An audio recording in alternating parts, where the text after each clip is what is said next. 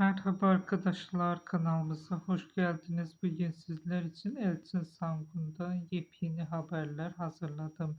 Başarılı oyuncu Elçin Sangu son günlerde yaptığı paylaşımlar ve yeni proje hazırlıklarıyla magazin gündeminin dikkat çeken isimleri arasında yer alıyor. Uzun süredir ekranlardan uzak kalan oyuncunun yeni bir dizi veya dijital platform projesi için görüşmeler yaptığı iddia edildi. Sosyal medyada aktif paylaşımlar yapan Sangu, son paylaşımıyla kısa sürede binlerce beğeni ve yorum aldı.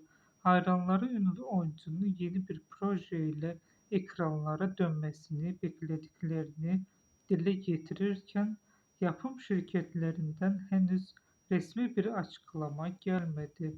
Öte yandan son dönemde adı çeşitli projelerle anılan Elton Sangu'nun kariyerinde farklı platformlarda devam edeceği planladığı konuşuluyor.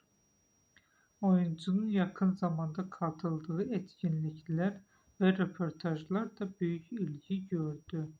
Hayranları tarafından yakından takip edilen başarılı oyuncunun yeni sezonda hangi projeyle izleyici karşısına çıkacağı ise şimdiden merak konusu olmaya devam ediyor. Bugünlük benden bu kadar arkadaşlar. Kanalımıza abone olmayı ve bizi izlemeyi unutmayın. Bir dahaki videoda görüşmek üzere. Hoşça kalın.